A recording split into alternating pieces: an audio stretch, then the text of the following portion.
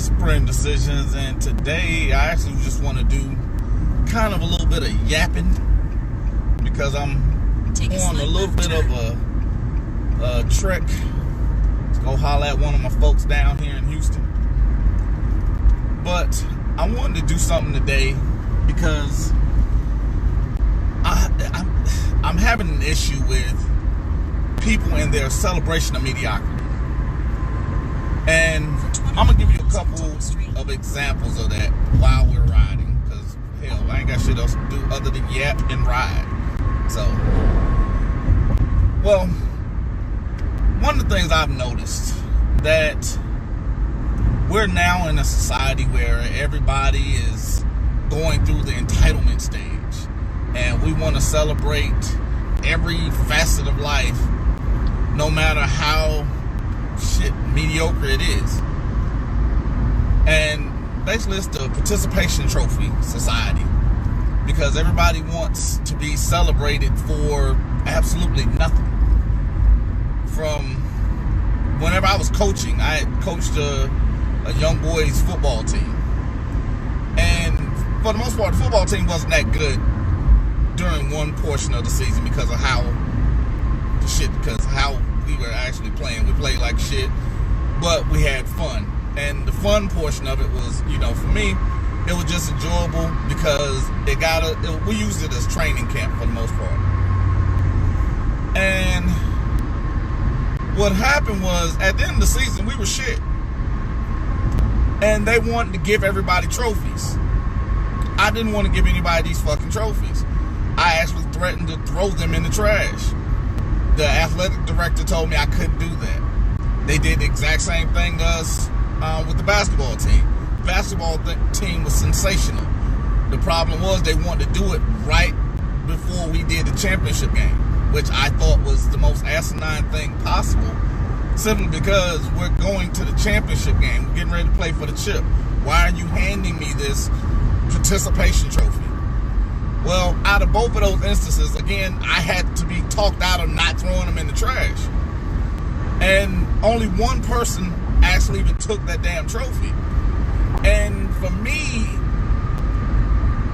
I hate to say this, but it was one of the weaker players on the team, because basically he was there just because. And to me, I have an issue with it, with someone that's feeling entitled for something. And then it's like, I've had people tell me certain aspects of life are too good to be true. Or even I had a young lady tell me that, okay, because you're being nice, something's wrong. And I look at it because not only are we looking for or celebrating mediocrity within our everyday life, from our jobs to our education to our professions and things of that nature, we're looking for that even in our relationships. I've even had women tell me there has to be something wrong with me simply because I don't drink, I don't smoke, I don't hang out. I'm not one of them dudes. I just don't do that stuff. Because I've been in enough trouble to know I don't need to be outside. I know what it looked like when I get close to it. Let's put it that way. So I do things that keep me out of fuck shit, other than what I'm doing right now, because this is highly fuck shitable. But then we look at the fact that we have these instances where we're out and we're about, and then we're engaging with other folks.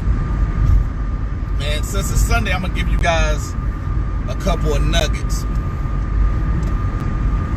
And like somebody asked me the other day, how do I feel about I guess you could say, the children graduating from every grade? To me, again, I'm one of those people that's kind of biased by it, because I graduated, but I didn't walk across the stage because it's pointless for me, in my mind. That's just me. But I damn sure don't think a fourth grader should be celebrated to go to the fifth grade. That's what you're supposed to do. That's just like when you hear someone say, oh, I'm babysitting my kids. How the hell are you babysitting something that belongs to you? That's yours. You created that. You can't babysit that. You're actually being a parent. Like, I think some of those things are stupid. but then they want credit for doing the thing they're supposed to do. And it spills over into, like I said, your job. Because I've actually had people tell me whenever I got into a job, oh, well, don't look for promotions because they don't do this and they don't do that. And then whenever I get promoted, they're looking at me like, okay, who ass are you kissing? Like, nah, I'm not built to kiss any ass unless it's in front of me and I'm paying for it. But it is what it is. And I don't understand where that mindset comes from. Because I even had the last chick I was with, she told me, oh, well, you dream too big. But when deposits were being made into the account that were big, when the things that I was doing created big things, it wasn't a problem. But when it wasn't there, that's when the issues were. And it's just like, I don't understand. Why do we need to find something wrong with it?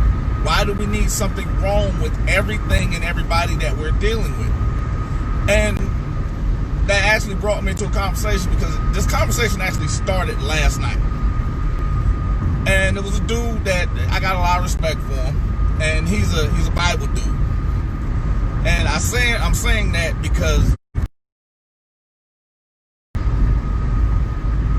other than no other reason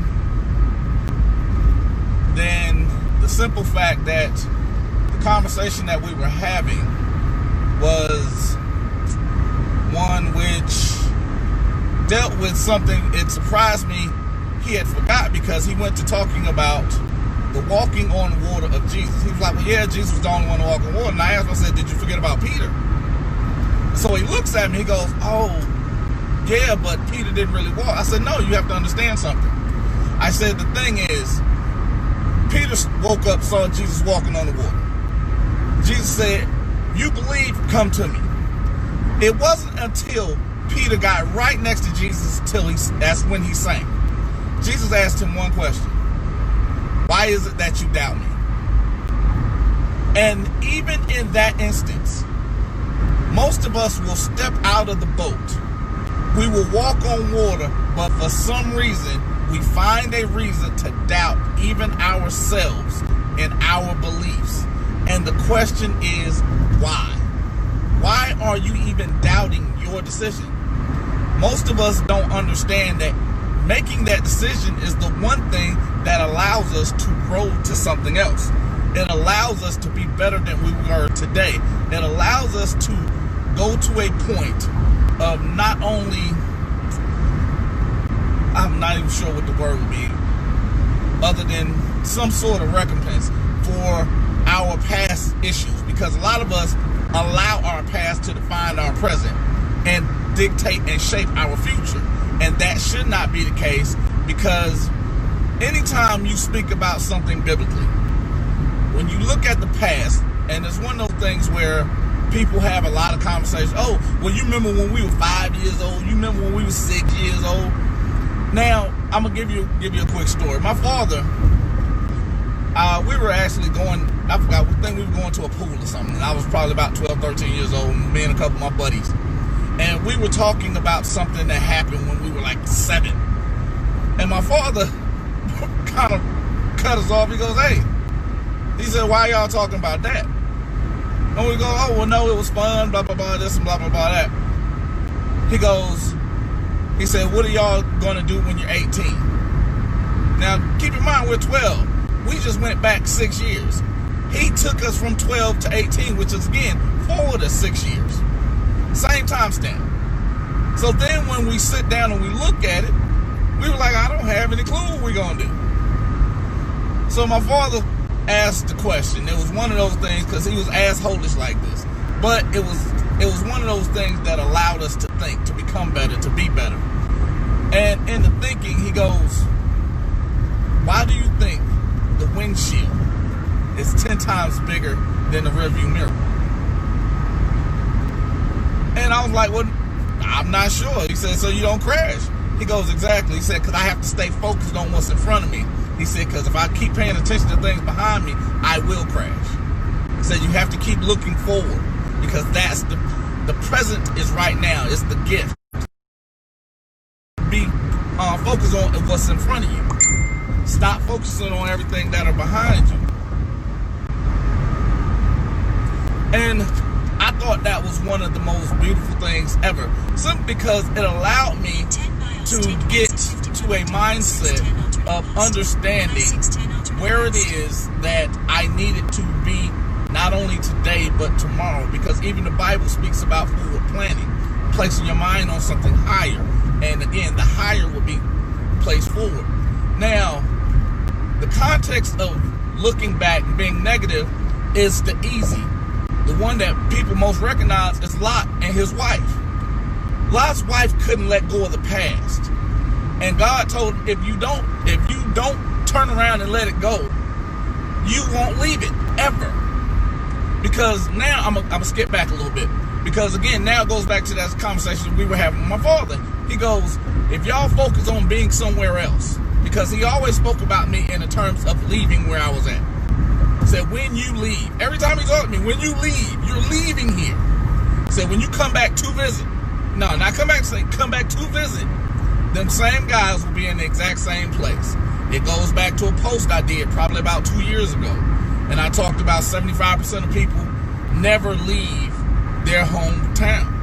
And then those that leave, 75% of those that leave come back. And for the most part, it's understanding how to not be part of the 75%.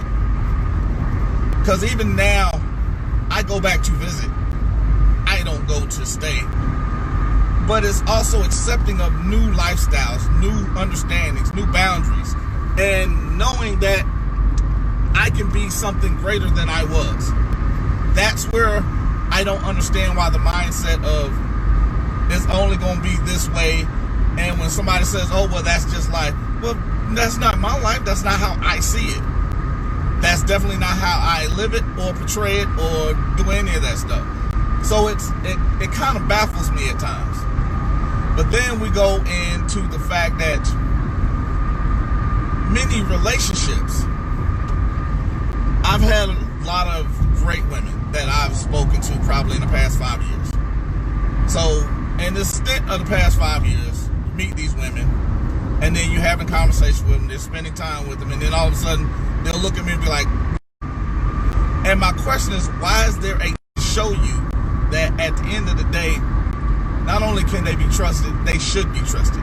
It is something that you can lean on, but it's still a difficult point for people to actually even grasp hold to or even want to run forward with. And I guess I'm just lost on it. I'm not sure why, not sure what, but I do understand that at some point it becomes a thing of acceptance. Me, I've always wanted to practice what they would consider kaizen, which is being better today than I was yesterday. I'm always reading something. I'm always learning something. I took my silly ass back to school. I'm building a business. I'm working with other people that are growing businesses. And everybody that I'm dealing with, they're moving forward. They're doing something. They're not trying to be the exact same that they were today. They're trying to be something greater than they are. And in doing that, they're making sure my ass stays focused to do something greater than I'm doing. So where it comes in for me at is kind of trying to bridge the gap between understanding and acceptance. Because I understand if you're in a position where you can't move. I get it. You have no choice. But when you have options to do something greater and you choose not to, and then you start to hinder those that are around you, because again, one of the things I learned a long time ago is the circle of five. Because most people want to be that middle person in that circle of five, because you want to influence a couple people, but you also want to be able to learn from somebody. Well, in my group, I go by, you're only as strong as your weakest link. And a lot of times, I am, if not the weakest, I am one of the weaker. Because I use that as a point of learning. Because a lot of times, I need more knowledge. I need, because even back in the day, they used to call me J5, you know, from Short Circuit, because I need more input. I need to learn how to do this, because even with some of the business practices that I've done, my whole thing is I'll see how it works and be like, oh, okay, I can push this shit like dope. And because I know that, that's the one thing I can always go back to. Because when I did voter registration, I did it like I sold dope. Whenever I sold Kirby vacuums, I sold.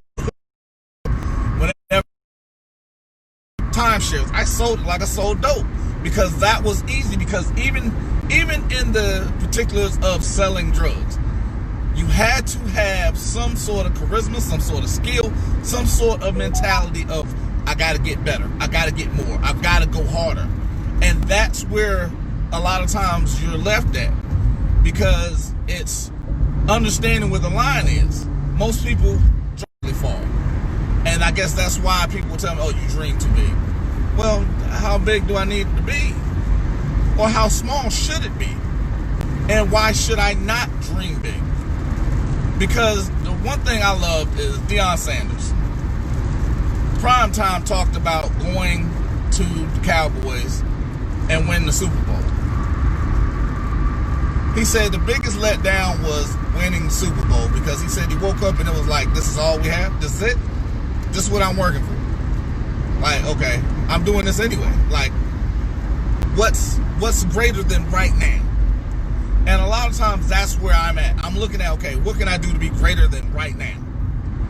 Tomorrow I'll get up and be like, what can I do to be greater than what I was yesterday? What can I do to be greater than I am at this moment? What can I learn that allows me to grow beyond this point? And these are the things that a lot of us are getting caught up in, because that's 2 miles, wasn't it? Because for whatever reason, we need to be comfortable. Because the one thing I have learned, and I can actually share this, there is no money in your comfort zone. If you're comfortable, you are dying. Because that's one of those things, because even if you look at medically, if you look at people that retire, they quote unquote, they stop moving. And people often are told, once a person stops moving, they're going to die. You see somebody that worked years, the second they stop working, now all of a sudden they have all kind of issues, they have all kind of problems. That's where mediocrity lies at. Mediocrity lies in issues. Mediocrity lies in constant problems, because there is no room for growth. There's stagnation. Because even if you look at, if your blood is stagnant, there's a clot. What am I looking at? And in that clot, what happens is, the right 2 lanes to take exit 51 onto I-610 alternate east and I-6. Man, I got you. But in that clot, that's where the danger lies, because most people don't understand, the harder you have to work for something, there's not always appreciation. To keep right, then keep left. What? Okay. Keep left to merge onto I-610 alternate west. I talk to a lot of people when they talk about why they don't invest in the stock market. And I asked them one day, I said, okay, how hard are you working for your money? Like, oh man, I work 60 hours a week. How long do you plan on doing that? Oh, well, until I'm 65. Okay, great. What type of income do you expect once you retire? And they were like, okay, well, I would expect this. What is it that you're looking for? And then they'll stop, because your income based on cost of living going up, your other stuff that goes up, it leaves you stuck where you're at. Because if your income isn't working just as hard as you are, or if your money's not working just as hard as you are, what's going to happen? Now, do I say just willy-nilly jump into the stock market? No. You need to learn that. But again, that learning is a part of your growth. Even when we were talking about the law, I tell people a lot of times I go back and look at cases that I've done, or cases that I've worked, and then it becomes like, oh wow, I go and relearn some of the things that I've actually used. Because understanding, one of the things Alicia used to always tell me, what we used to always talk about is, I'm not grown. Because as long as I'm not grown, I'm still learning. I'm still able to be taught. And that's where I think most of us, the reason why we are stagnant is because we don't want to learn anything. We don't want to be taught. We want to think we know everything, and we want to believe that comfort is where we're striving to be at. And even when you're looking at people that are going out and they're living on, there's some type of work that had to be done for them to get there. There had to be some type of sacrifice for them to get there. Scary we talked about yesterday was the fact that most of my friends, we weren't talking about, oh man, I can't wait for that stimulus check. None of us was looking for one. I, for one, didn't get one. Doesn't matter. But at the end of the day, I also still am not dependent on government stimulation. I don't need the other stuff because, again, I have something that's sustainable beyond what's directly ready for me, if that makes sense. It's 610. I'm on 610. And these are things that again, they take time to set up. Sometimes you can go from as little as $300 to $1,000 to $3,000. But you have to start somewhere. The journey of 1,000 steps starts with a single step. But it also requires you to get out your comfort zone. And as long as you're staying there and you're good with, you know what, I'm good with how things are. That's a dangerous place to be. I'm good where things are. That's very dangerous. Because even when you're saying that, just give you an example. Had a friend of mine. She was dating this dude, and he had an opportunity to work in a bigger city. Same opportunity afforded him an option to put his kids in private school. Use the left 2 lanes to keep left onto Northwood West Freeway. Alright, left 2 lanes. Hold on. I'm not finished. Also trying not to crash. Keep left. But they also offered his woman a job where she would have been making, take exit 8A onto I-69 she would have gone from making $17,000 a year to $27,000 a year. And she didn't have to do anything other than change her address. So both of them get pay increases. They get money to move. They have an opportunity to put their children in better schools. She's hung up on the fact that she wants to be somewhere because she's comfortable. They make a choice not to move. Now they're both in a position where they're stuck because she did not want him to get out the barrel. Now, well-intentioned, not intentionally done, but it's something that most of us do. Because men, most of the time, not all of us, most of the time will figure it out. We'll be in a situation, we'll figure it out. But women will get comfortable, and we will allow that comfortness because it stops a lot of our extra stuff because we don't want certain headaches.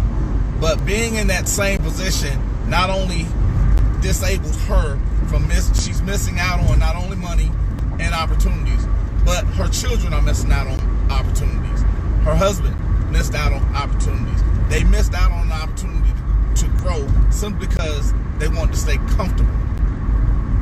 And now, neither one of them are making more than $17,000 because, again, she stayed at her job, not getting a raise, and their children are in schools that are very low rated.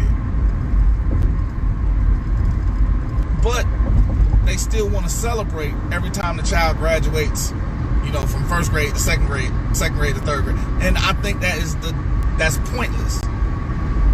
Because graduations that should have people striving for is not the one here, but is the one down there. Because whenever we were growing up, the graduation we strove for was the high school graduation meant I was done with high school, and the college graduation with a degree because it meant something. They're diminishing these graduations and their meanings simply by handing you a diploma for doing what you're supposed to do. You're leaving opportunities on the table simply by shutting off and looking for something to be wrong in everything that's being done. And now, I'm one of those people. Exit 8A onto I-69 South and US 59 South toward Victoria. 8A. And I'm actually going to do something, and I'm going to reach my hand out to you. Because my question to you is, why are you doubting you? Because what kills me is like this one chick told me, she goes, oh, I prayed for a good man. I said, okay, cool, that's what's up. I prayed for somebody that's not going to BS me. When she had that good man, she had that dude that wasn't going to BS her, the first thing she did was like, why are you this way? So she needed something to be wrong. She needed to find it out. She needed to, you know what, solidify that all men ain't shit. And stay in the second lane from right. I'm in the second lane. And it's just one of those mentalities of, I need for this to be wrong so I can justify what I'm saying. And I think that is one of the most dangerous things possible, because it's also the most detrimental thing to us. Because the reason it's detrimental is because it allows us to hinder ourselves, and that shouldn't be what I don't want to discourage me from being great. I don't want to discourage greatness from being around me. I need greatness around me. I want greatness around me.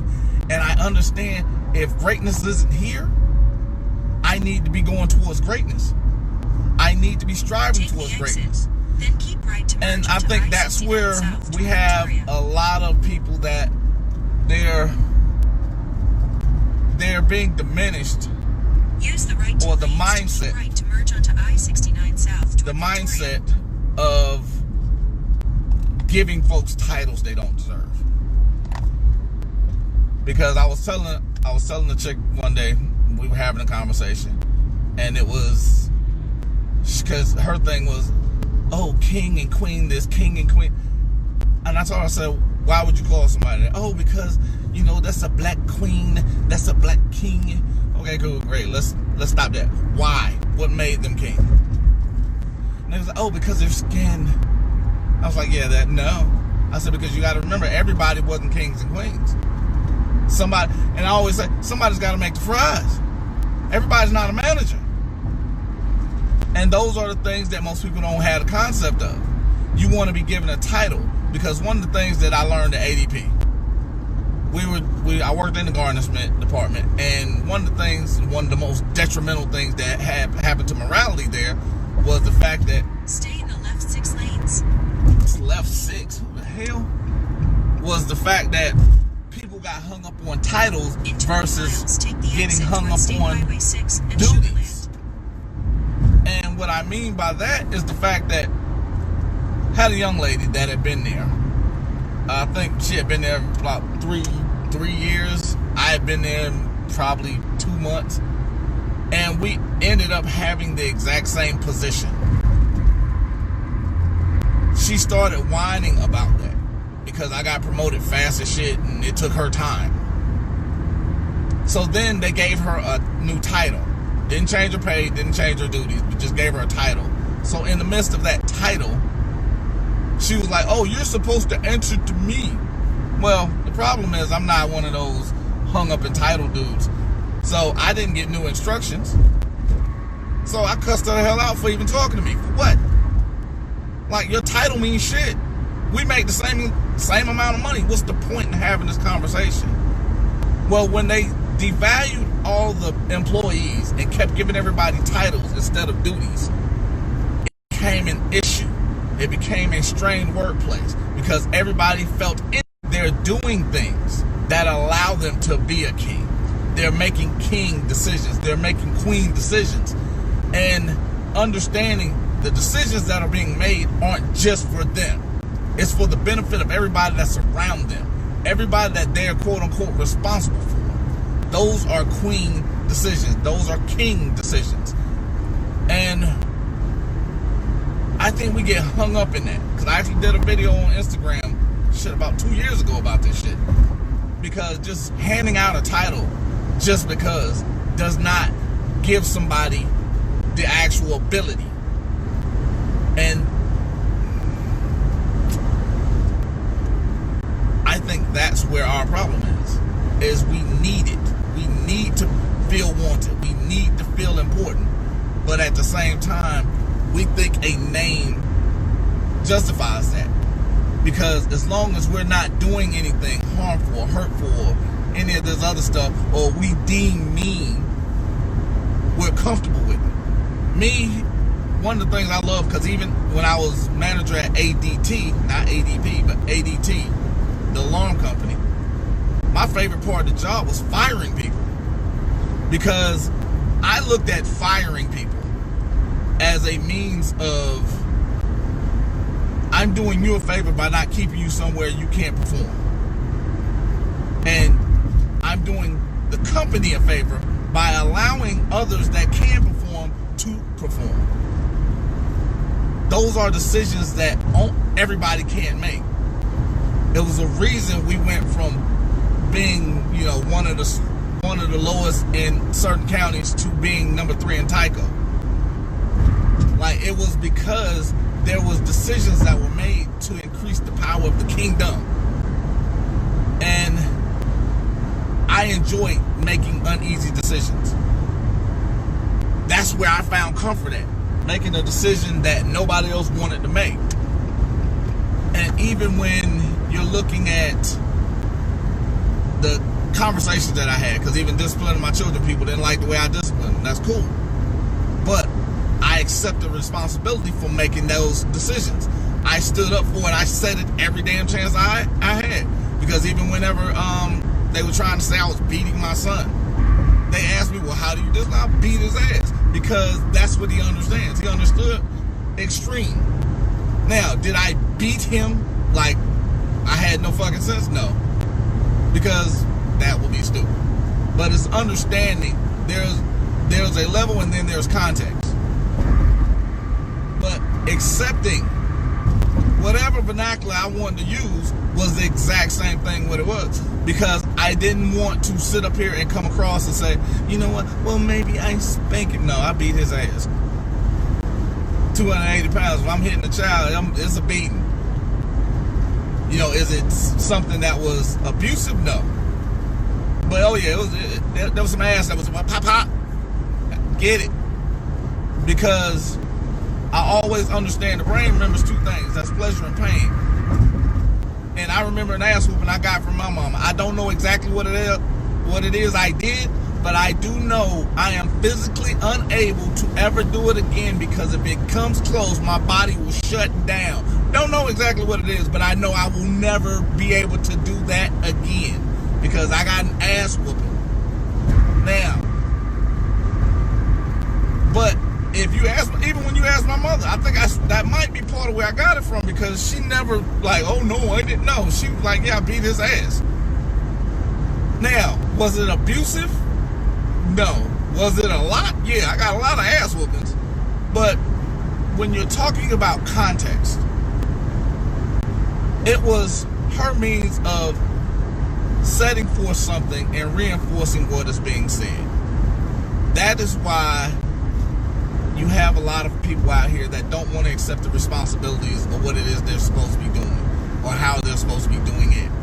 And I think that's where you have a lot of misconceptions, you have a lot of misunderstanding, you also have a lot of pussification. And one of the things I will not do is participate in the pussification of this nation.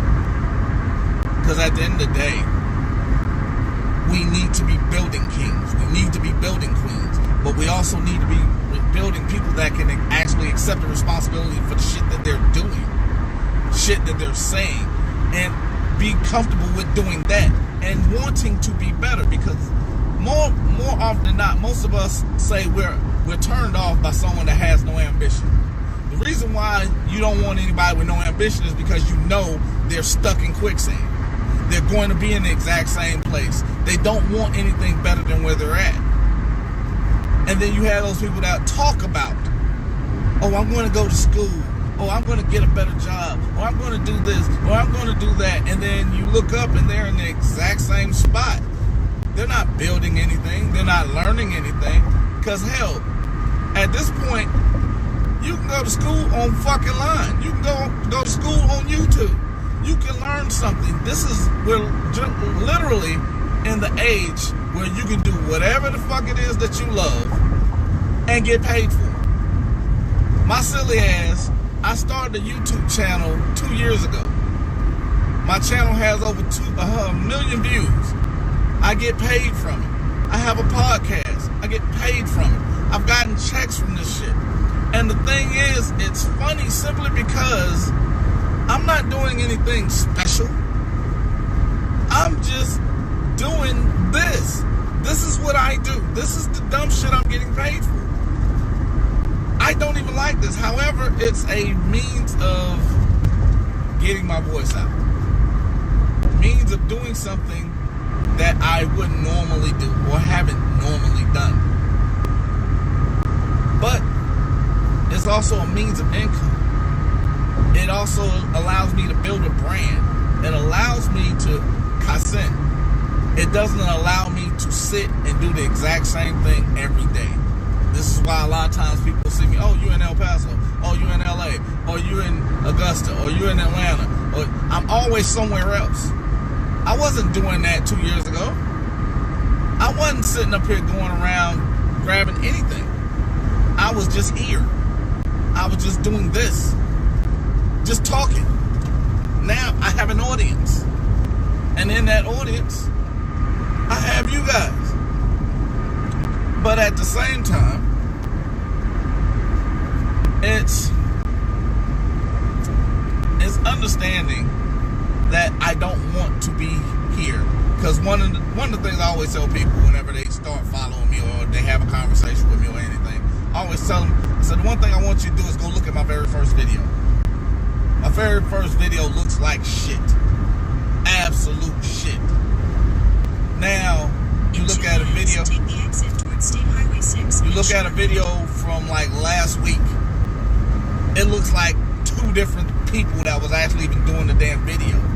Why? Because I allowed myself to be better than I was. I now have better equipment. I have, as you can see, because shit, have better equipment. I understand what I need to be doing. I understand what it is that needs to be shown. These are things that are intricate and actually growing. I'm showing you real growth. I'm showing you a reason to be better. And you know what? It's at one of those things where a lot of us, I'm not sure if you even understand what better is. So therefore it kind of takes away for wanting to be better. So I mean, you know, why is it that you doubt yourself? What's going on that doesn't allow you to be better or wanting to be better? Because a lot of times I'll sit down and I'll be flipping through, and there are a lot of people that'll be on Facebook Live like my dumb ass is right now, and they're on here every day, and then they'll ask me, well, how are you getting paid and I'm not? Okay, cool. You have more videos than I do. Granted. I always ask them, what's the purpose of you going on? Are you just logging on and being live so people can see you? Or are you giving them something to eat? Are you giving them substance? Are you making them laugh? Are you making them think? Are you making them look at something? Are you pointing them to something else? Are you giving them advice? What are you doing? And most of them are just getting online. At the next light, turn left. At the next light. Okay. So, and that's what happens. Because one of the things that was given to me, and again, it was by my father. And actually don't sound like a person that didn't like him a whole lot. I got a whole bunch of shit from him. But he gave me a book. Use the second or third lane from left to turn left onto State Highway 6 South. All right, I'm using the second one. All right, so one of the books he gave me was A Purpose-Driven Life. And I believe it was Frank Warren that wrote it. But in a purpose-driven life, it forces you to sit down and look at who it is you are so you can actually see where it is you're going. Most of us have no purpose. We have no direction. And even with the even in one of my videos I posted today, I put in the caption or in the description, where there's no vision, the followers shall perish. 90% of people go past this light, have then at the next one, turn no right. vision.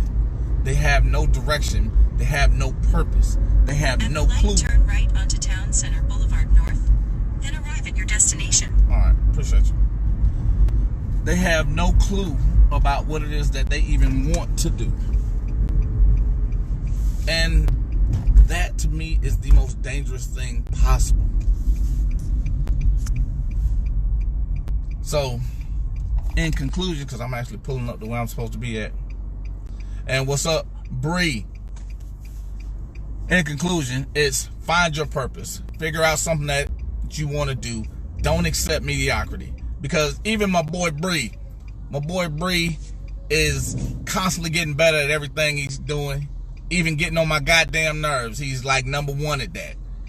And you know what? But I wouldn't change anything about him because my brother always pushes me to be something better. Remember I talked about my circle earlier. Bree is a part of my circle. And one of the things he does, and he's actually one of the reasons I took my stupid ass back to school. He actually went back to school. He went to better himself. He went to do something else. He went to grow. That's something that I want. He's building on everything that he set for. And I appreciate him for that. And he also didn't know that either. But I appreciate you guys. Thank you for watching. And Supreme out.